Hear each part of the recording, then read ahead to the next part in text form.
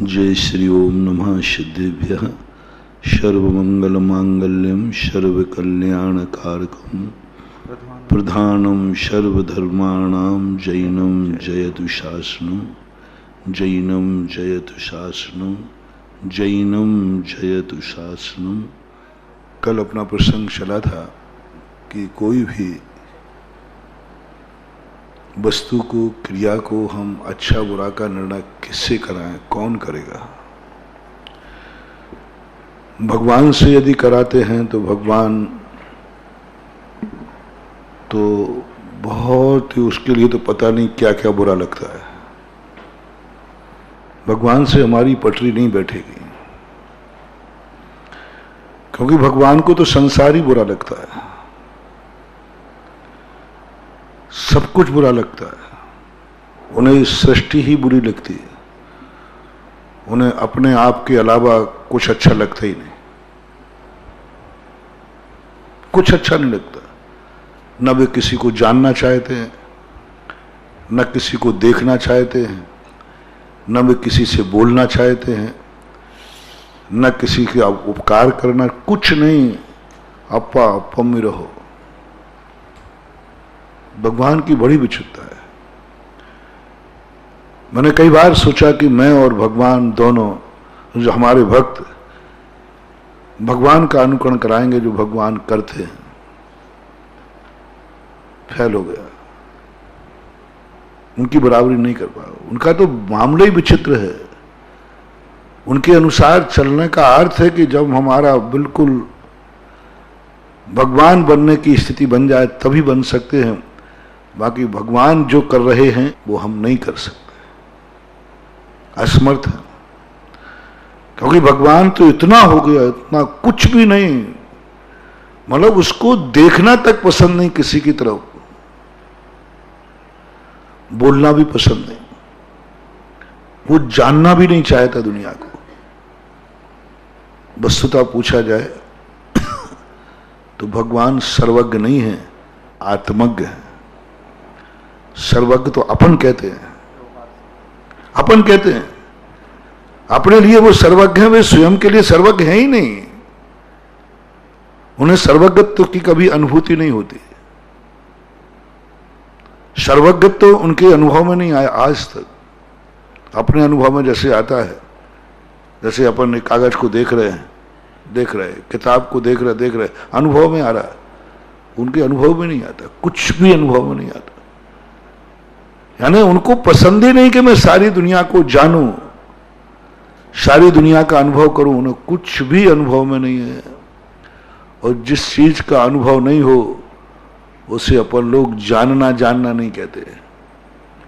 अपनी आंख पता नहीं कितनी चीजें देखती हैं, और अपन से पूछा क्यों, क्या देख रहे थे, पता नहीं, तो उसे देखना नहीं कहते।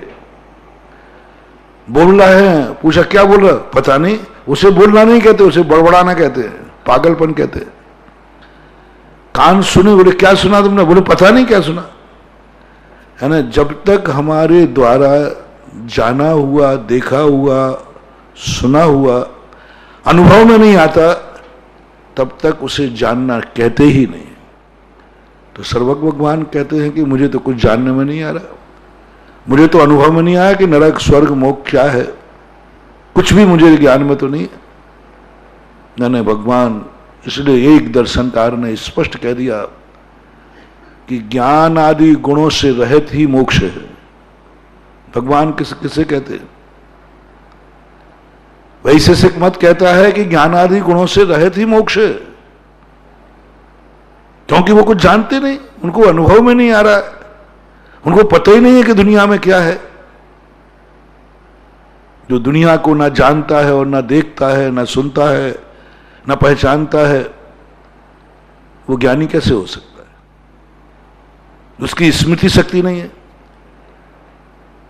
उसने संसार का ज्ञान, उससे पूछो कि आप कल क्या थे, बोले पता नहीं, मुझे तो अनुभव में नहीं आ रहा कि मैं क्या था। ना भविष्य का अनुभव, ना अतीत का अनुभव, अनुभव के नाम पर भगवान जीरो, कोई खबर नहीं उनको।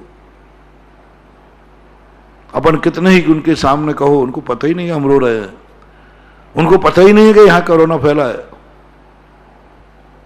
भगवान के ज्ञान में नहीं है। भगवान को मालूम नहीं है कि इस समय सारे विश्व में एक महामारी फैली है, और अपन को मालूम है। अपन को तो ये भी मालूम कि प्रतिदिन कितने मर रहे हैं, भगवान को वही मालूम नहीं है। पूरा डाटा सब मालूम है, सब मालूम है कितने मर रहे, कितने कोरोना हुआ, कितना, सब पूरा कंप्यूटराइज हो रहा है। लेकिन भगवान को ये सब कुछ पता नहीं, तो अपन ज्ञानी है कि भगवान? जिसके पास कुछ भी नहीं, रिकॉर्ड खत्म, कुछ भी नहीं। और सही है, जैन दर्शन कह रहा है। सामने वाले ने इसको दर्शन मान लिया, इन्होंने कहा कि नहीं ठीक है, वो ज्ञान आदि गुणों से रहित है। क्यों? क्योंकि उनको कोई पता नहीं। निर्माण का अर्थ ही होता है सब तरफ से शून्य हो जाना। जैन दर्शन कहता है सब तरफ से तो शून्य हो जाना, लेकिन अपने आत्मा की तरफ से शून्य नहीं होना। कम से कम आत्मा को जानने के लिए तो गुण रखोगे। पर को जानने के लिए गुण ना सही है, आत्मा को जानने के लिए गुण रखोगे, लेकिन उन्होंने पर के लोभ में आकर के आत्मा को जानने वाला गुण खत्म कर दिया। अभी तो अपने जैन दर्शन के अनुसार चल रहे। भगवान सर्वज्ञ नहीं है उपादान की अनुभव की अपेक्षा, क्योंकि उनके अनुभव में मात्र आत्मा का स्वचतुष्ट ही आता है। आत्मा की अनुभूति होती है, कुछ नहीं होता, बाकी सब झलक रहे। इसलिए सभी आचार्यों ने भगवान के ज्ञान को दर्पण तले सकला प्रतिफलंती मालिका यश, दर्पण के समान झलकते हैं, भगवान झलकाते नहीं। अपन तो जानते हैं, उनके जानने में आता है और वो हमारे काम में आता है। जो जाना जाता है वो तो जो जानता है उसके काम आता है, और जो जानने में आता है वो सारी दुनिया के काम आता है। सर्वज्ञता हमारे बड़े काम की है। सर्वज्ञता के माध्यम से हमें सारा सत्य का दर्शन हुआ, लेकिन सर्वज्ञता केवली भगवान के किसी काम की नहीं है, कोई काम की नहीं है। उनका ज्ञान तो अपने अनुभव से बहुत बहुत तरोवार हो गया, बाहर की कहां पड़ी। इसलिए अब भगवान से हम मैत्री करें, हम भगवान से अनुकरण करें, अपने बस की बात तो नहीं है। मैं तो नहीं कर पाया, मैंने कि भगवान इतना तो नहीं होगा, मैं तो कुछ देखूंगा भी, कुछ सुनूंगा भी, कुछ बोलूंगा भी, करूंगा। भगवान कहते हैं पर तेरी पटरी मेरे से नहीं बेटी, तेरी जाति अलग है। बस हमें भगवान की जाति से निकाल दिया। हमारी जाति में तो वही बैठेगा जो दुनिया को नहीं, मात्र अपने आप का जो कुछ भी है सब अपने लिए। आत्मा को जानता, दुनिया से सुनना है। उसको तो इतनी बुराई, सब बुराई दिख रही, कुछ नहीं उनकी दृष्टि में, ना पुण्य है ना पाप है, ना मंदिर है ना भगवान है, संबंधी खत्म है, सब कुछ बुरा है। बोले भगवान से संबंध बनाना, वो कहते बुरा है। गुरु से संबंध बनाना बुरा है, नमोकार मन से संबंध बनाना बुरा है, सब बुरा है। वो तो इतने ऊंचे उठ गए, इतने ऊंचे उठ गए कि सोने की और लोहे की बेड़ी में कोई अंतर ही नजर नहीं आ रहा। उनको तो मात्र बेड़ी दिख रही है, ना उन्हें सोना दिख रहा है और ना लोहा दिख रहा है, उन्हें दिख रही है बेड़ी। वो कह रहे सोने की बेड़ी, हमें लेना देना नहीं, बेड़ी है कि नहीं, बेड़ी है कि नहीं। मैं शुभ क्रिया नहीं करूंगा, मुझे बंध जाएगा। अरे सोने की बेड़ी से बंधेगा। वो कहते सवाल इसका नहीं, सवाल बंधन का है। हमें स्वतंत्रता चाहिए, ना हमें सोना चाहिए है और ना हमें लोहा चाहिए। ना मुझे सोने से मतलब, ना लोहे से, मुझे स्वतंत्रता चाहिए है। मैं बंधन को स्वीकार नहीं कर सकता। जब व्यक्ति बंधन से ऊब जाता है, कितनी भी सुख सुविधाएं दो, वो कहता मुझे कुछ नहीं चाहिए, मुझे स्वतंत्रता चाहिए। यह आत्मा का स्वभाव है। जब तुम्हारे मन में ऐसा परिणाम आने लग जाए, एक बार मैंने कहा था, पाप से नहीं पुण्य से घबरा जाओ, समझ लेना तुम्हारा आसन्न भव्यता प्रकट हो गई। लोगों ने पूछा कि ये आसन्न भव्य शब्द क्या कर रहा था। कल भी स्वाध्याय में सर्वार्थ सिद्धि में आया। आसन्न भव्य किसे कहते हैं? जिसकी आसन्न भव्यता पकने वाली है, पक रही है। किसे माना जाए? जो पुण्य से भी घबरा गया है। वो कहता नहीं, मुझे पुण्य नहीं चाहिए। जो पाप से घबरा रहे हैं, अभी उनकी बात नहीं कर रहा हूं, अभी भगवान की बात कर रहा हूं। भगवान बनने वाला व्यक्ति पुण्य से ऐसे ही घबराता है जैसे व्यक्ति पाप से घबराता है। अशुभ असाता के उदय से सब व्यक्ति घबराते हैं, तो आसन्न भव साता के उदय से घबराता है। कोई मेरी पिटाई ना कर दे, इससे घबराता है व्यक्ति, आसन्न भव करता है। कोई मुझे माला ना पहना दे, मेरी कोई बड़ाई नहीं कर दे, उतने घबराता है। जैसे अपन लोग डरते ना, कोई मेरी निंदा ना कर दे, बहुत डर लगता है, बहुत डर लगता है। पक पक पर डरते हैं। बहुत सारे कार्य अपन लोग करना चाहते हैं, मन भी करने का है, फिर क्यों नहीं कर रहे हो? को का के निंदा के डर। करने का मन है, करना चाहता है, कर सकता है, लेकिन बस निंदा के डर से। एक डर बन गया, एक भय, मैंने ये कार्य किया तो मेरी इज्जत खराब हो जाएगी, मेरी इज्जत धूल में मिल जाएगी, मैं सबकी दृष्टि में गिर जाऊंगा, सब कुछ नाश हो जाएगा, मेरा क्या होगा। इतने सारे विकल्प आ जाते हैं। मन बन रहा है कि मैं ये कार्य करूं। आप खुद अपने मन को देखना, 24 घंटे में कितने कार्य हैं जो तुम करना चाहते हो? पूछ लो मन से। एक दिन चुपचाप अपनी डायरी बनाना, सावधानी से बनाना, वो किसी के हाथ नहीं लग जाए। हाथ नहीं लग जाए, नहीं तो बर्बाद हो जाओगे, ध्यान रखना। हाँ, यदि तुमने एक बार लिखा कि आज मेरे मन में 24 घंटे में क्या क्या करने का भाव आ रहा है, थोड़ी भाषा ऐसी लिखना है कागज किसी को मिल जाए तो पढ़ नहीं पाए। हाँ, उसमें बहुत खतरनाक चीजें आएंगी, बहुत खतरनाक चीजें आएंगी। कितने तो मर्डर लिखे होंगे, कितने तो मर्डर भाव लगते हैं, इसको मार डाल। कितने झूठ, कितनी चोरियां, कितने पाप, कितने कुशील, पता नहीं कितना, कितने कितने कार्यों का मन होता है। कभी जब अपने खुद के ही मानसिक परिणामों के निरीक्षण ऑडिट करता है सम्यक दृष्टि, तो रो पड़ता है। अपने मानसिक ऑडिट, कल कहा था ना, मुनि महाराज तक भी अपने मानसिक कार्य, मानसिक जब मन के विचारों का संकलन करते हैं, इतने घबरा जाते हैं, इतने घबरा जाते हैं कि सारा जगत जिन्हें परम पूजनी साधु परमेष्टि कह रहा है, और वो अपने आप को घोषणा कर देते हैं, पाप इष्टेन दुरात्मना जड़ दिया, माया बिना लोभिना राग द्वेष मली मने मनसा। महाराज जी, आपने कौन सा पाप किया जो आप अपने आप को पापी कह रहे हैं?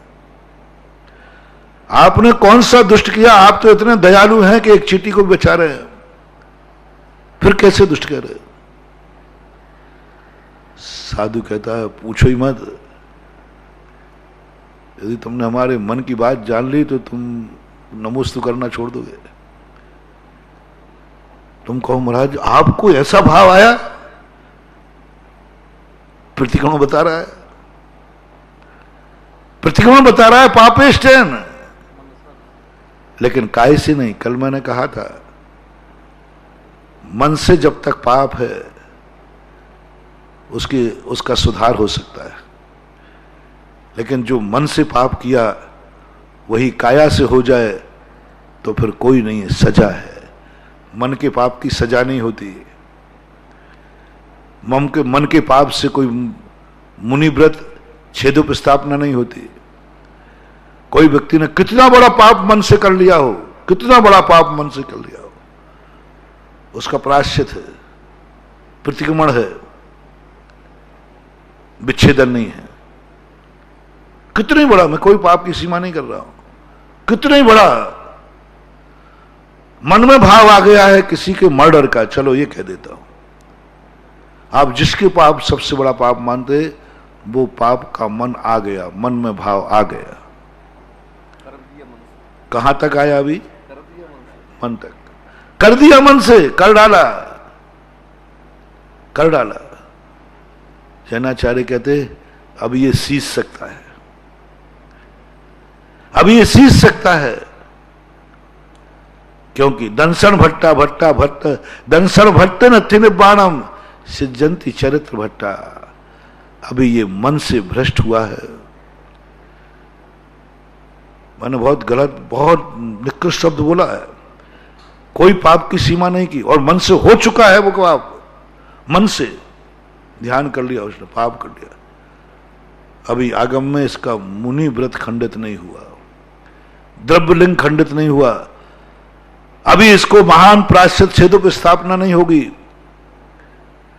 अभी इसका आलोचना मात्र प्रायश्चित होगा।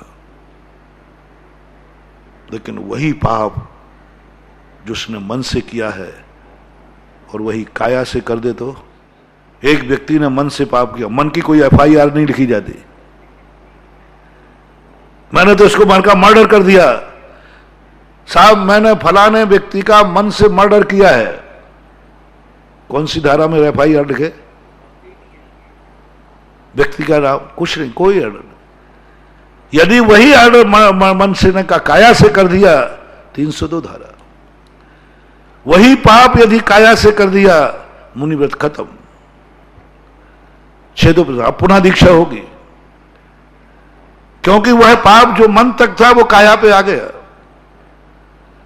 और मन से किया हुआ पाप का प्रतिक्रमण, कई लोग कहते महाराज ऐसे ऐसे पाप इसमें लिखे हैं, लेकिन पहले ही संकल्प किया मन तक के लिए प्रतिक्रमण है, क्योंकि प्रतिक्रमण भावलिंगी का करता है, प्रतिक्रमण सच्चा साधु करता है, प्रतिक्रमण निर्दोष व्यक्ति करता है, भ्रष्ट नहीं। और वो निर्दोष कौन है? मन तक से हुआ, और मन में ही जाकर के वो संभल गया, मन से ही संभल गया। और मन से संभल करके वो व्यक्ति कहता है नहीं, आई एम सॉरी। हमारे शास्त्रों में आता है, एक महाराज मुनि बन गए, ध्यान में बैठ के उनको समाचार मिला राज्य का, वो युद्ध में उतर गए, बोले मैं होता तो एक एक में तीर में 100 को निपटाता। मुद्रा बन गई, हाथ नहीं उठे, हाथ नहीं उठे, हाथ नहीं उठे, मन में एक अंतर्मुहूर्त बाद पश्चाताप हुआ, केवल ज्ञान होकर मोक्ष चले गए। ना कोई दीक्षा हुई, ना कोई इतना हुआ, मन से हुआ था, मन से परिणाम हुआ, मन से सुधर गया। मन का परिणाम बिगड़ता है तो मन से सुधारा जा सकता है, वचन से पाप हो तो वचन से सुधारा जाता है, और काया से पाप हो तो काया से सुधारा जाएगा। काया से पाप हो गया तो काया के चारित्र को सुधारना पड़ेगा, और मन से पाप हुआ है, मन से आलोचना कर लीजिए। प्रायश्चित विधि में लिखा, बहुत अच्छी एक बात कही, कोई व्यक्ति अपराध करके आया शिष्य, तो गुरु अपराध को सुनने के बाद, प्रायश्चित देने के बाद कहते हैं ये अपराध किसको पता है, तुमने किससे किया है? बोले साहब ये अपराध मन से हुआ है, पश्चाताप करो, आलोचना करो, भविष्य में ऐसा नहीं करना, प्रायश्चित हो गया। दूसरा कहता नहीं साहब मन से ही नहीं हुआ है, मैंने मुंह से भी बोल दिया, मैं उसको निपटा के रहूंगा। तो किन किन ने सुना है, किस किस ने सुना है? बोले 2 लोगों ने सुन लिया, 4 लोगों ने सुन लिया। अब कितने लोगों ने सुना है? वो कितनों ने सुना पहले ये बताओ। अरे पाप हुआ है, सुनने मुनने से क्या मतलब है? पाप हुआ है, इससे क्या लेना देना कितने सुना या नहीं सुना। मैं खुद कह रहा हूं ना किया है। उन्होंने कहा नहीं, सजा बोलने के पहले बताओ कितनों ने सुना, कितने लोगों को पता है? 4 लोगों ने, 10 लोगों ने, 20 लोगों ने। आचार्य काउंट करेंगे। फिर तुमने पाप तीसरा आया, बोले साहब मैंने तो कर ही डाला। तो फिर पूछते हैं तुमने ये पाप किया है, कितनों को मालूम है? कितनों को मालूम है? 1 को, 2 को, 10 को, 5 को, 10 को, 20, 50 को, 100 को, सारे जगत को। प्रायश्चित की गणना इस पर की जा रही, पाप पे नहीं की जा रही। पाप तो मन से भी होना है, सो मन से हुआ। कर्मबंध तो मन से ही होता है ज्यादातर। कर्मबंध की रक्षा मन से हो गई, वचन से, लेकिन प्रायश्चित में कहते नहीं, मन की अलग अलग प्रायश्चित दिया गया सबको, और सबने एक ही कार्य किया। मन से किया, उसको उत्तर क्या दिया, आलोचना करो। वचन से किया, काया से किया, उससे करो को एक को दिया, तुम इतना प्रायश्चित कर लेना, तुम इतना कर लेना। और जिससे कहा कि नहीं, ये पाप जो मैंने किया सारे जगत को मालूम है। अब जितनों को मालूम है उतनों के सामने प्रायश्चित होगा। यदि किसी को मालूम नहीं है तो अकेले में प्रायश्चित कर लो। किसी को भी मालूम नहीं है, मात मेरे मन में भाव आया, गुरु कहते हैं एकांत में जाकर के पश्चाताप करो। बोले एक व्यक्ति को मालूम है तो प्रायश्चित उसी के सामने दिया जाएगा जितनों को मालूम है। 10 को मालूम है तो 10 के सामने क्यों? इस बात पर एक बार पूज्यवर से चर्चा हुई आचार्य महाराज ने, बोले क्यों? पाप तो पाप ही है। एक को 20 लोगों के सामने, एक को 50 लोगों के सामने, समाज के सामने। बोले सवाल इसके सुधारने का नहीं है, सवाल है इस पद के प्रति जितनों ने सुना उनकी जो अश्रद्धा भाव हुई उसको वापस कैसे लौटाया जाएगा। वो कैसे लौटा जाएगा कि मुनि पाप भी करता है तो प्रायश्चित भी करता है। वो तो यही समझेगा मुनि लोग भी ऐसा करते, लेकिन ये पता नहीं कि मुनि लोग बाद में प्रायश्चित भी करते। मैं बहुत बार कहता हूं लोगों, साधुओं के प्रति कुछ बोलने के पहले सोच लेना। साधुओं से गलती हो जाए, कभी न कभी वो निपटा लेंगे। साधु है, प्रतिक्रमण करते हैं, सामायिक करते, कभी ना कभी उनके मन में भाव आ जाएगा तस्मिच्छामि दुक्कडम, और तुमने कभी साधु के विरुद्ध में भाव कर लिया, तुम कब निपटाओगे? तुम तो प्रतिक्रमण भी नहीं करते, सामायिक भी नहीं करते, कभी तुम्हारा परिणाम ही नहीं आता। साधु से अपराध होते हैं, वो 24 घंटे में महावीर ने चर्या ऐसी बनाई, कहीं ना कहीं उसको फीलिंग हो ही जाएगी मैंने गलत किया, नहीं करना चाहिए। लेकिन ग्रस्त को तुम्हारे लिए है ही नहीं, इसलिए तुम्हारे लिए बहुत सावधानी रखना पड़ता है। और साधु की बात को, और उन्होंने कहा नहीं, उन 20 लोगों को बुलाओ, उनके सामने प्रायश्चित दिया जाएगा, बस और कुछ नहीं। सामने होना चाहिए, साक्षी होना चाहिए। बोले सारे जगत को मालूम चल गया है, प्रायश्चित मंच की सभा पे होगा,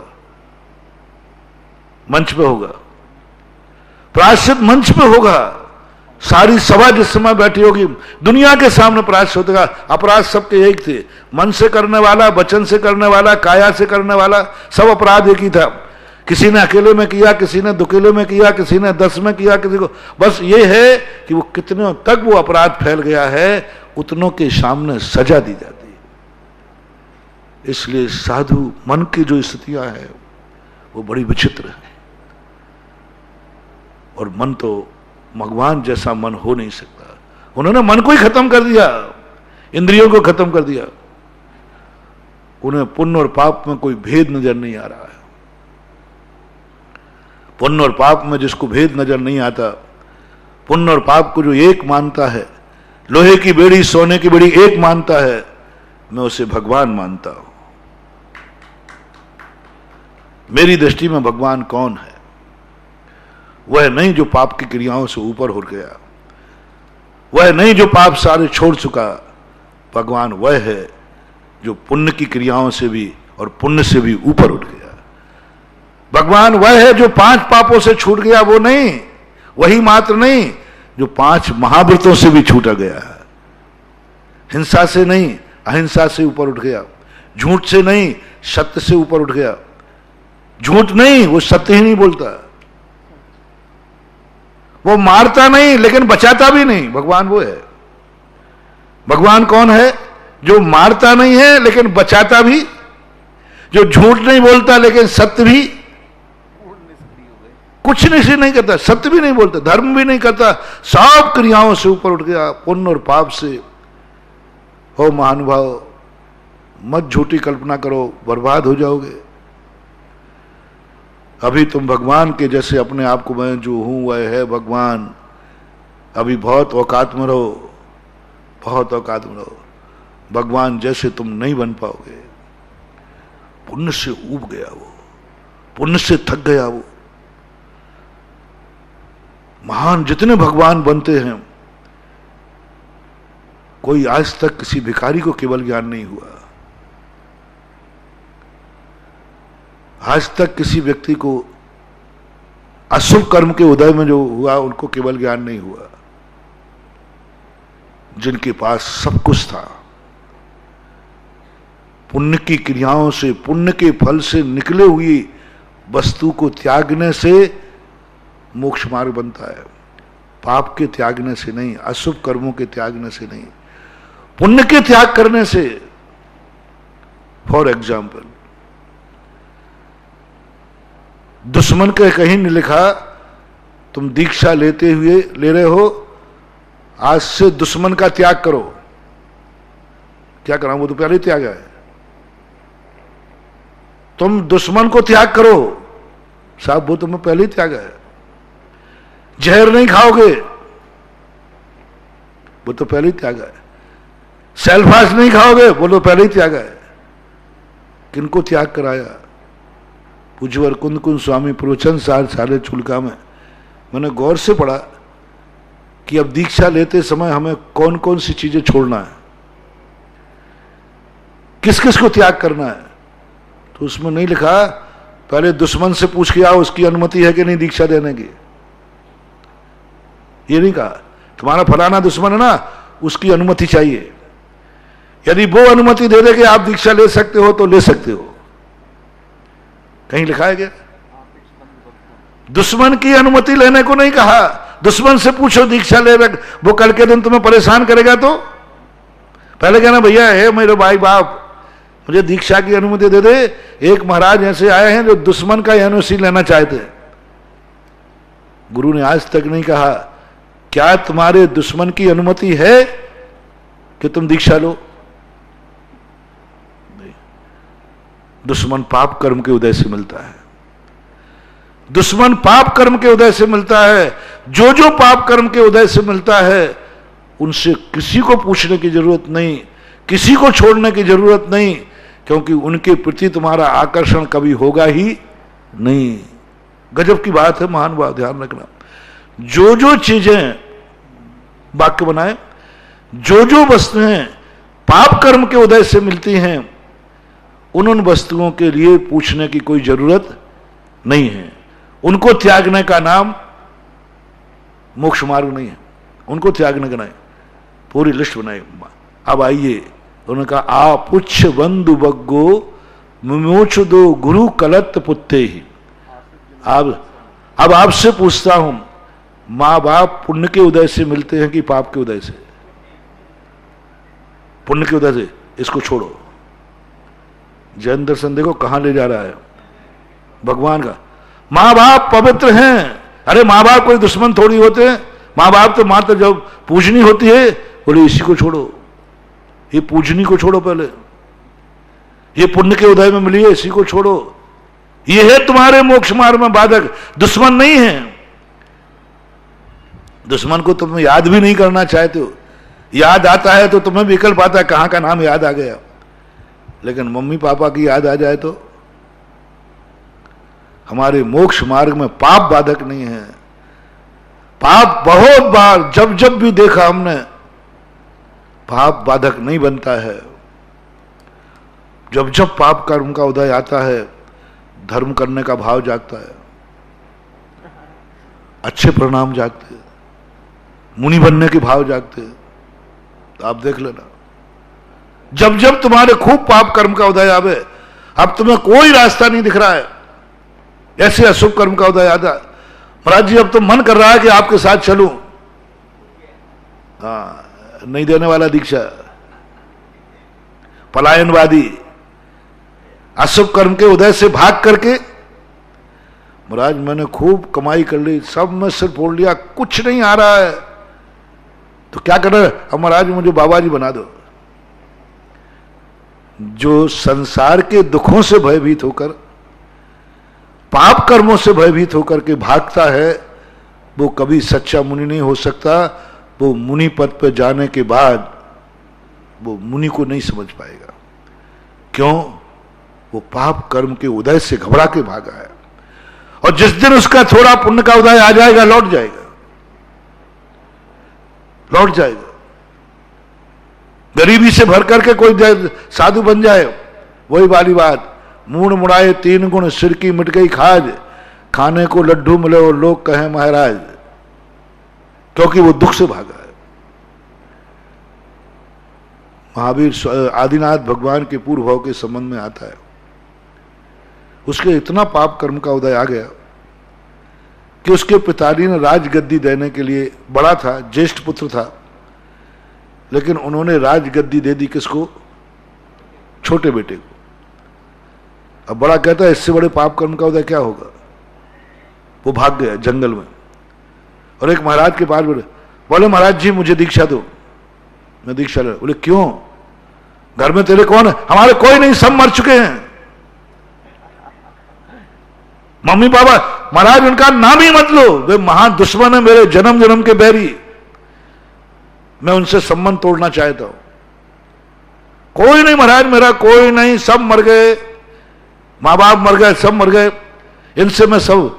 तो आचार्य कहते हैं भाई जब सब मर गए तो संबंध तोड़ने का क्या सवाल? मरा व्यक्ति तुम्हें छोड़ के गया कि तुम्हें छोड़ना है? वो तो मर चुका। ये उल्टी भाषा क्यों बोल रहा है? सब मर गए, मैं सबको छोड़ना कोई मतलब नहीं है। उसने मां बाप को अशुभ कर्म का उदय माना। आचार्य कहते हैं इसकी दीक्षा नहीं हो सकती, क्योंकि अशुभ कर्म का मारा है। इसके मां बाप मर चुके हैं, सब मर चुके हैं, और जिसका सब कोई मर चुका हो वो अनाथ है, और अनाथ की दीक्षा नहीं हो सकती। जिसके सब मर चुके हैं उसकी दीक्षा नहीं हो सकती, क्योंकि अनाथ है। इसके इतने पाप कर्म का उदय है कि इसके अलावा कोई बचे ही नहीं। इसलिए अशुभ कर्मों के उदय को घबरा करके तुम बहुत धर्मात्मा बनते हो। 90% लोग मंदिर पाप से घबरा के आते हैं, इसलिए कोई फायदा नहीं हो रहा है। 90% लोग अशुभ कर्मों से बढ़ करके माला फेरते हैं। जितना आज संसार में धर्म हो रहा है, अशुभ कर्म के उदय वाले को मुझे धर्मात्मा बनाने में 1 मिनट लगता है। अभी कोरोना वाला मरीज आ जाए, यदि मैं कहूं कि बस तुम देखो कोरोना हो गया, भाव मर जाऊंगा मैं, ध्यान रखना अभी तुम्हें 108 मालाएं फेरना है शाम तक, वो 108 मालाएं फेरने बैठ जाएगा, क्योंकि पाप कर्म का उदय है। एक दुखी और परेशान व्यक्ति को यदि हम अभिषेक पूजन का नियम दें, 1 मिनट में ले लेता है, क्योंकि पाप कर्म का उदय है। और हमें अहंकार आ जाए, देखा हम जिनवानी से कहें मैंने इतने लोगों को अभिषेक का नियम दिया, इतने लोग शांति धारा किया, इतने लोग धर्मात्मा बन गए। जिनवानी कहती है कितने साहब, ये देखो ये लिस्ट है, ये कौन है?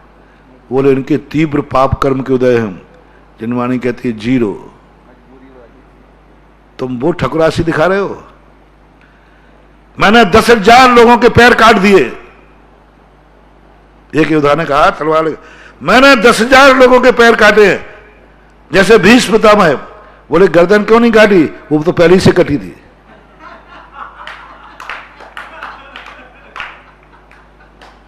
अब देखो कैसा वीर मारतंड है। और 10,000 का नाम सुनते ही सबने क्या कहा, हो अरे बड़ा योद्धा है, ये नया गांगे पैदा हुआ, नया भीष्म पितामह। और उसने क्या कहा, मैंने 10,000 पैर काटे। अब कोई सामान्य रूप से ध्यान नहीं दे तो उसको वीर मारतंड की उपाधि दे दे। किसी ने गौर किया, भैया पैर सिर क्यों नहीं काटे? बोलो पहले ही से कटे थे। अब बोलो मुर्दों के 10,000 पैर काटना कोई बहादुरी है क्या? इसलिए जैन दर्शन कहता है उनको लिस्ट से निकाल दो, वे धर्मात्मा की कोटि में नहीं आते। जो पाप कर्म से, पाप कर्मों के उदय से घबरा करके धर्म करते हैं, जो पाप कर्म के उदय से भाग करके आते हैं, भाग करके आते, वो धर्मात्मा की कोटि में नहीं आते। मैं निषेध नहीं कर रहा हूं, मैं कहूंगा, अभी परसों ही मैंने कहा था, फिर भी मैं तुम्हारे लिए मन, अभी तो मैं वो उत्कृष्ट क्वालिटी बता रहा हूं, भगवान बनने वाली क्वालिटी बता रहा हूं। भगवान धर्म दो प्रकार का होता है, एक संसार का और एक परमार्थ रूप। अभी परमार्थ रूप बता रहा हूं। परमार्थ रूप व्यक्ति के लिए स्पष्ट पूछा गया कि आप इनसे पूछे ये मंदिर क्यों आ रहे हैं, महाराज बहुत परेशान है। ये तेरी भक्ति क्यों कर रहे हैं, महाराज बहुत परेशान है। ये माला क्यों फोड़ रहे हैं, महाराज बहुत परेशान है। परेशानी को दूर करने के लिए या परेशान होकर के धर्म करने वालों की संख्या कितनी है हर संप्रदाय में? 99.99 निकलेगी, 99.99 निकलेगी, क्योंकि हर व्यक्ति कहीं ना कहीं से, महाराज शास्त्रों में तो लिखा है, हेतुस्तत्र विचित्र दुख निचया संसार घोराणवा। हाँ, वहां संसार घोराणवा लिखा है, अशुभ घोराणवा नहीं। पाप से घबरा करके नहीं लिखा उन्होंने, पुण्य से घबरा करके। अब धर्मात्मा कौन है? धर्मात्मा कौन है?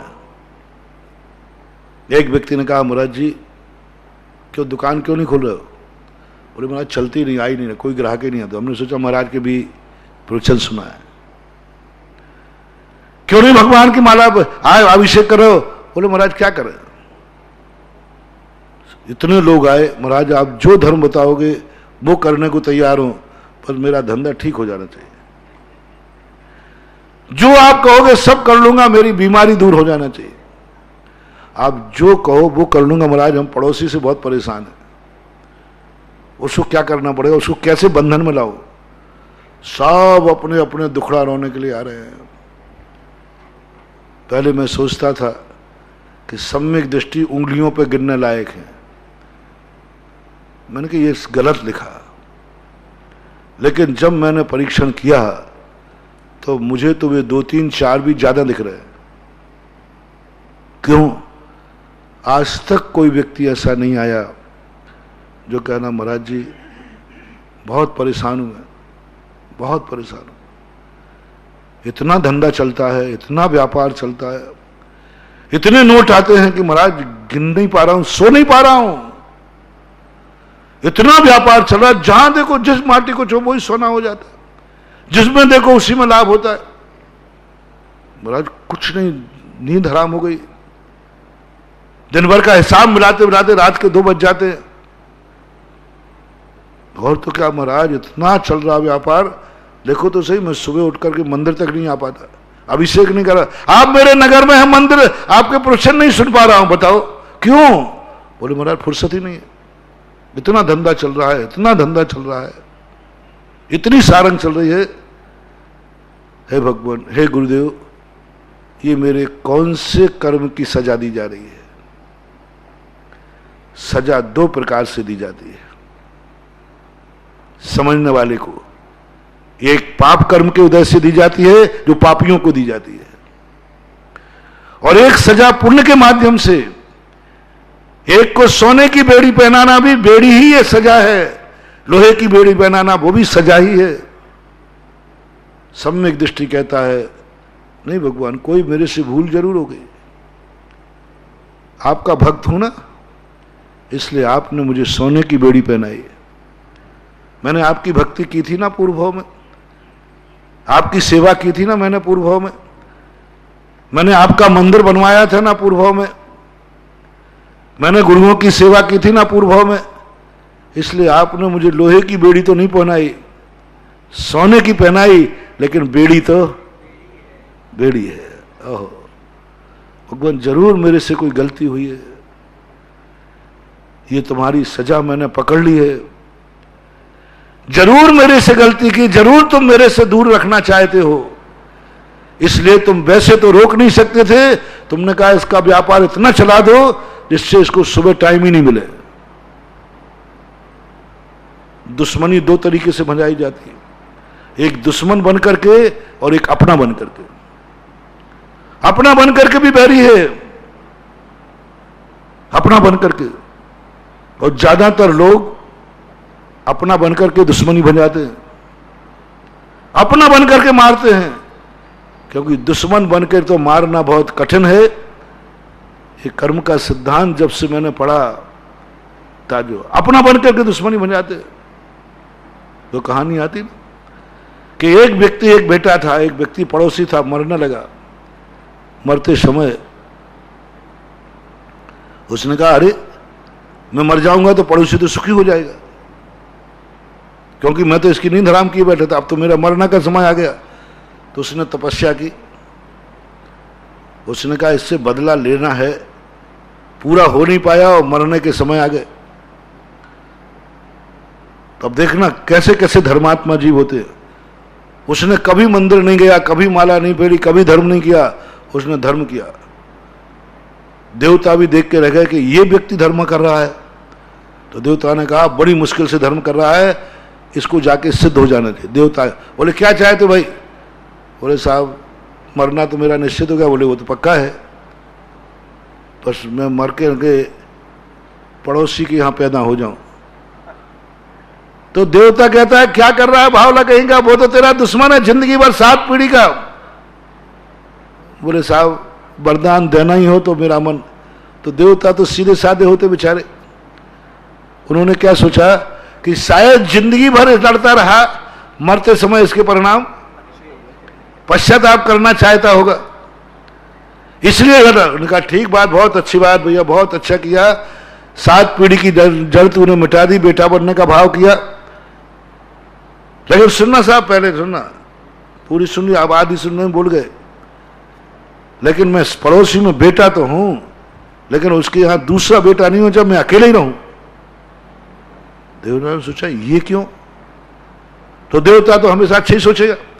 बोले इसलिए सोच रहा होगा जिससे मैं पूरा प्यार, पूरा लाड़ प्यार मेरा ही रहे माँ बाप के ऊपर, बंटवारा नहीं हो।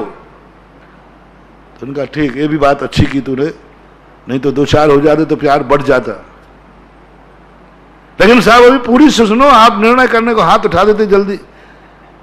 हाँ, कई साधुओं को हाथ उठाने की बड़ी आदत होती है।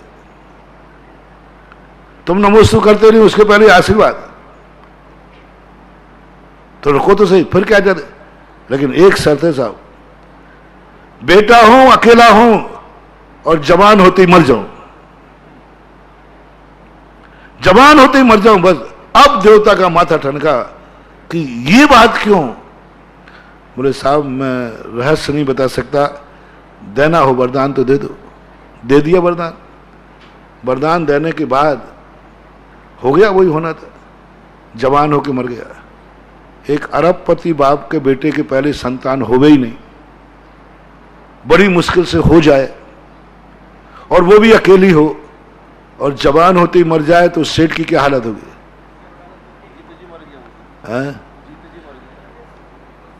आज के समय में तो सब अनुभव कर सकते हैं, सबके एक ही एक है। अरे थोड़ा सा बीमार हो जाए तो हवा खिसक जाती, एक ही है। पहले 10-15 होते थे, एक आध निपट भी जाए तो क्या फर्क पड़ता है? हाँ, पहले ज्यादा गड़बड़ नहीं था। अब तो सब कुछ प्राण किसके हैं? एक ही है, वही प्राण है, वही जायदाद है, सब कुछ है। और जैसे ही वो मरा, सेठ पागल हो गया। पागल होते ही कपड़े फाड़ दिए, मिट्टी खाने लगा, गोबर खाने लगा। देवता ने ढूंढा कि वो जीव कहाँ है जिसको वरदान दिया था। पूछा, बोले भैया अब बता दे तूने ये क्यों किया? बोले तुम देवता बन गए, अभी तक अकल नहीं आई। ये देखो मैंने इसकी क्या दशा कर दी। मैं पूरी 7 पीढ़ियों में मैं इसकी ये दशा नहीं कर पाया। दुश्मन बन करके, दुश्मन बन करके मैंने ये दशा नहीं की, और बेटा बन करके देखो मिट्टी खिला दी, गोबर खा रहा है। एक अरबपति सेठ गोबर खा रहा है, एक अरबी सेठ मिट्टी खा रहा है। इससे अच्छा बदला और क्या लिया जाएगा? दुश्मन को गोबर खिलाने लायक बना दिया। दुश्मन कपड़े फाड़ करके जंग दुनिया में घूम रहा है, इससे अच्छा बदला क्या लिया जाएगा? हो मेरे संसार के प्यारे भक्तों, दुश्मनी मत मानो। जो तुम्हारी जिंदगी में दुख दे रहा है उसे मीत मत मानो। वो पूर्व जन्म का कोई बैरी है जो दुश्मन बनकर बदला नहीं ले पाया, अपना बनकर बदला ले रहा है। अपना बन के बदला ले रहा है। और 90% लोगों के जो अकाल में मर जाते हैं उनको बीत मत मानना, वे पूर्व भाव के बैरी थे। तुम्हारे यहां जन्मना था, जन्म करके मरना था और तुम्हें दुखी करना था। निश्चित मानना तुम्हें दुखी करके चले गए, बीच में मर्धार में छोड़ के चले गए। ये पूर्व भाव के बैरी है। ये बेटा बन के बैरी, मां बाप बन के भी बैरी हो सकते। मां बाप भी अपने बैर का बदला, जन्म दिया मर गए, ये मां बाप नहीं थे, पूर्व भाव के तुम्हारे बैरी थे। अपनी जिंदगी में कभी वो बदला नहीं ले पाए तुमसे। उन्होंने बेटा बना करके तुम्हें अनाथ छोड़ दिया। खाओ बेटा दूसरों की जूठी, रहो अनाथ। क्या दशा होती है अनाथ की। मां बाप बदला लेके चले गए। नीत मां बाप नहीं थे, भोग भूमि के मां बाप नहीं थे, कर्म भूमि के मां बाप। मां बाप के बिना जन्म के बाद मां बाप मर जाए, उस बेटे की क्या उपेक्षा होती है। और बदला ले गए, जन्म के पहले नहीं मरे। अरे शादी करते ही मर जाते, बेटा पैदा नहीं हो पाता। नहीं, अभी तो मैंने, मुझे एक दुश्मन को और निपटाना है, एक दुश्मन को निपटाना है।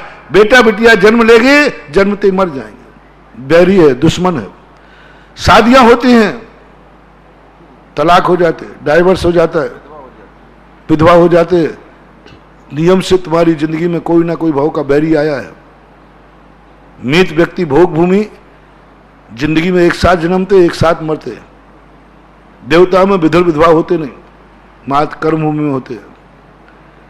जो शादी होने के बाद विधवा हो जाते, विधुर हो जाते, निश्चित समझ लेना, न वो तुम्हारा पति था, न तुम्हारी पत्नी थी, न मीत था, वो पूर्व भाव का कोई बैरी था जो तुम्हारी जिंदगी बिगाड़ करके मझधार में छोड़ के जाना था। और ऐसे मौके पे मरेगी ना, ना तुम दूसरी शादी कर सकते हो। बेटा देखो और वो देख लो, हाँ ऐसी अवस्था में मरेगी वो। कभी पहले मर जाए तो दूसरी कर लोगे। वो ऐसी अवस्था में मरेगी, तुम्हें छोड़ के जाएगी कि ना तुम अब दूसरी शादी कर सकते हो और ये तो हाथ से जा ही रही है। ऐसे लोगों को मार के चली जाती है, मर के चली जाती है। ये पूर्व भाव की बैरन है, पूर्व भाव की बैरन है। तुमसे बदला लेना था, तुम्हारी गृहस्थी बिगाड़ना थी, तुम्हारी जिंदगी बर्बाद करना थी, कर दी। ऐसे ही स्त्री विधवा हो गई, पहले नहीं मरा, शादी के पहले नहीं मर जाता तो समझो एक की जिंदगी का नहीं, कैसे मरूं, एक को निपटाना है। शादी की, तुम्हारी जिंदगी बर्बाद कर गया, मर गया। इसको पति मत मानना। ये पूर्व भाव का बैरी है जिसने कोई निदान बंद किया था कि मैं अपना बदला इसका लेके रहूंगा और ऐसा दुख दूंगा कि जिंदगी में किसी के लायक आंसू पहुंचने लायक भी कोई नहीं मिलेगा। वो मर गया, विधवा होकर चले गए। जितने विधवाओं के पति जवानियों, बूढ़े में नहीं कह रहा हूं, थोड़ा बहुत तो आगे पीछे मरता है, वृद्ध जवान में यदि किसी की पति मर जाता है और विधवा भेजती है, बैरन है।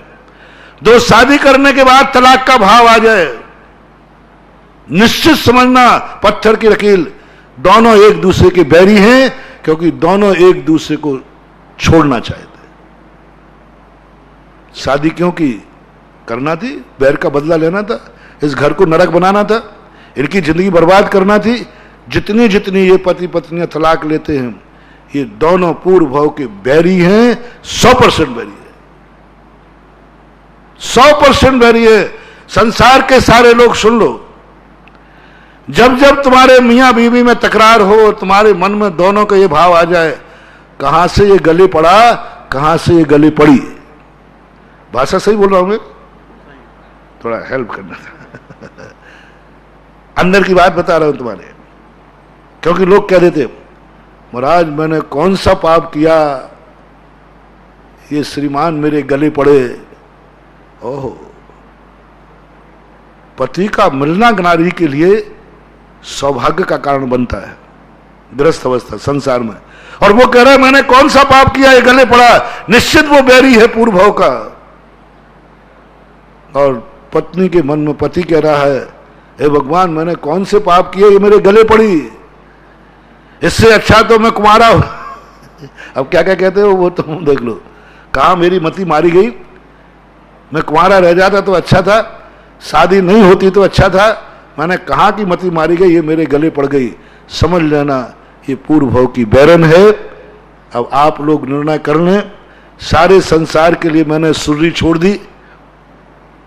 आप एक दूसरे के मीत हैं या बैरी हैं।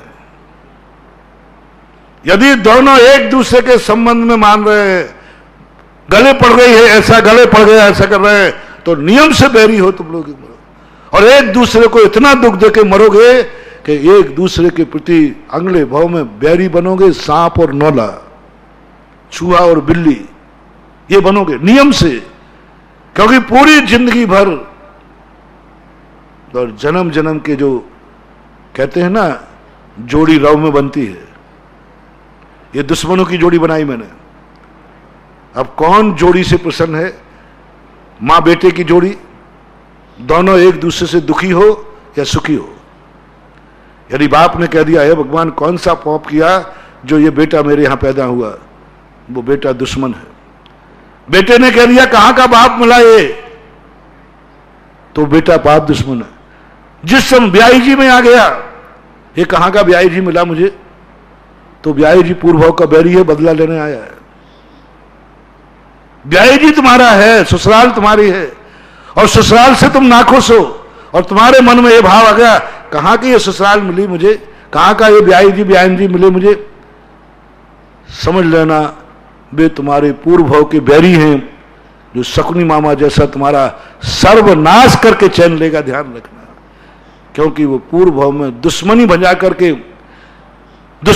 करके तुमसे बदला नहीं ले पाया। अब वो ब्याही जी बन के बदला लेगा पर देखा। दोस्त में लगा लेना, दोस्त में लगा लेना। दो दोस्त से यदि दुखी हो, गुरु शिष्य में लगा लेना। गुरु शिष्य बनकर के भी बदला लेते हैं। ये तो गुरु बन गया और कर्म कहता मुझे तो बदला लेना था, अब क्या करे। मार सकता नहीं, मुनि हत्या का दोष लगेगा, जेल चला जाऊंगा और दुख हो जाएगा, क्या करूं। कर्म देखना, कहता बेटा एक उपाय है, एक उपाय है। बोले क्या उपाय है? देखो ये मत कहना कि मुनि की हत्या कर दे, गुरु की हत्या कर दे, वो तो मैं नहीं कर पाऊंगा, वो तो और खतरनाक, मुझे जेल हो जाएगा, फांसी लग जाएगी, निंदा हो जाएगी, वो तो मर जाएगा लेकिन मेरी इज्जत धूल में मिल जाएगी। बोले एक उपाय है। बोले कौन सा? चेला बन जा, शिष्य बन जा, दीक्षा ले ले इनके बाद, और फिर जम के उबड़ा पाठ करना। ऐसा करना कि इनके नाक में दम कर देना और इस गुरुकुल को कलंकित कर देना, इसकी बेइज्जती हो जाएगी। शिष्य बनकर गुरु से बदला ले सकता है, गुरु बनकर के शिष्य से बदला ले सकता है। गुरु बनकर के ले, कोई भी संसार के जितने संबंध हैं भगवान भक्त का छोड़ करके सब बदले के भी बन सकते। सावधान हो जाना। यदि तुम बाद में इसका एक थर्मामीटर, क्या दिया तुमने? थर्मामीटर ये दिया हमने। हमारा कल का विषय शुरू ही नहीं हो पाता और आज का विषय फिर छूट गया। यानी उधारी इतनी ज्यादा हो जाती है, वसूली करना मतलब। कोई बात नहीं, कुछ नया ही तो आता है, कुछ नई तो मिलता है। आज अपन, कल तो अभी हमने तुमसे कंप्रोमाइज करने की बात की थी, आज मैंने लड़ाई की बात कर दी। लड़ाई होगी तभी तो कंप्रोमाइज होगा, विवाह तो तभी अपन दोनों को भी कभी आगे समझेंगे। महावीर भगवान की जय।